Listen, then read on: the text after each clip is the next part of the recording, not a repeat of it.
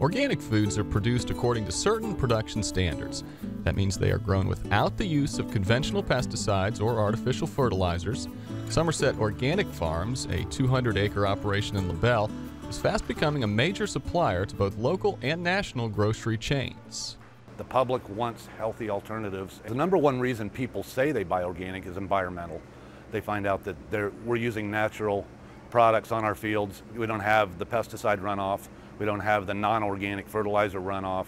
The product down here is fresher when you buy it in Florida. It travels 20, 30, 50 miles as opposed to 3,000 miles from the other coast. This is our packing and cooling facility right here. When the product is harvested in the fields, it's brought in picking bins, etc. We bring it in here. This is the opportunity where we grade it to get the finest quality into the packaging. Its product is washed and sanitized and packed and cooled and ready to ship to the stores. From the farming standpoint out here in the fields, in South Florida, because it's warm all the time, the insect pressure, the disease pressure that's typical in a subtropical type climate puts a lot more pressure on growing crops, and we don't use the herbicides and the pesticides that a normal conventional farmer does.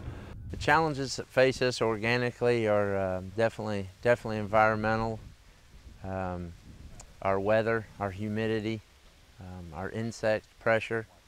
Depending on pest pressure, we do everything from plant sunflowers in the springtime that harbor beneficial insects that prey on the insects that are harming our crop. We also spray natural oils on the plants to prevent insect pressure. The bees are important for pollination purposes. All our cucurbits are open pollinated, which means it's necessary for a bee to transfer pollen from a male to a female flower in order to pollinate and make a fruit. In a world where people have become increasingly disconnected from the food they eat, Warden Farm is part of a worldwide grassroots movement. Chris and Eva Worden purchased the farm 5 years ago, and it supports 275 local member families, as well as supplying farmers markets in Cereceda and Punta Gorda with fresh organic produce. Members of community-supported agriculture farms receive all kinds of benefits. It isn't just about vegetables. It's about connecting with a community of people who care about food and how it's grown, people who care about the environment and who want to learn about food, want to establish a culture of food, and bring all of those benefits into their lives. We grow dozens of different vegetables, and each vegetable has several different varieties. We have probably 16 kinds of lettuces. People get introduced to all kinds of new produce items. I feel like we're stepping back in time and we're going back to what our grandparents were used to, the natural way and being totally organic. It's like being part of a family, and so affordable too because of the value that you're getting. I love the freshness of the produce we get. It doesn't get any fresher than coming here and picking it yourself or knowing that it was picked this morning or last night. But one of the best things I like is being able to support a local family. The produce is seasonal. Our growing season is fall through spring. And in the summertime, we encourage people to continue to eat locally grown food by having food preservation workshops and educating people all about how to continue eating locally throughout the year. Buying locally may be good for farmers and consumers, but how does it help the land and the environment? You have improvements in soil health, better ecological relationships between agriculture and the environment. There's a whole host of things that improves with time, and good organic farming can benefit both the consumer, the farmer, and the environment. More and more people are becoming aware of organic and local. I think that's the key. The local production is the key. The consumer and farmer link is very important. In 2007, the New Oxford American Dictionary's word of the year was locavore. A locavore is someone who eats food grown within a 100-mile radius of where they live, thereby reducing their carbon footprint and supporting the local economy. In addition to buying produce offered at retail stores, a visit to your local farmer's market can be a fun adventure. In Naples, that would be early on a Saturday morning. This farmer's market is growing tremendously. You know, it's 17 years old, and it was founded by Tony Ridgway. It's a true farmer's market. We now have over 50 vendors, and we have hundreds and hundreds of people coming every week. It's a happening.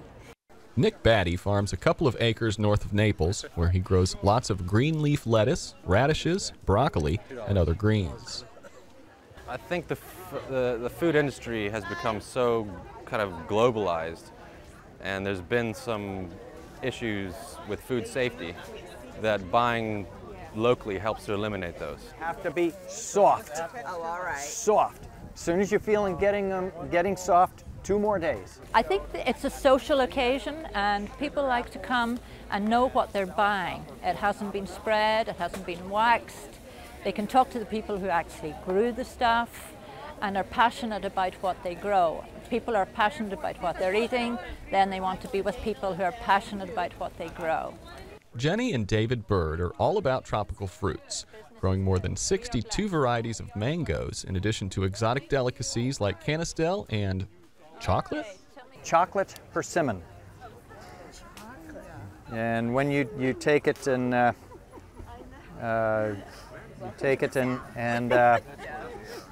you go and cut all the way around the equator, and then when you pull it open, there's your chocolate pudding.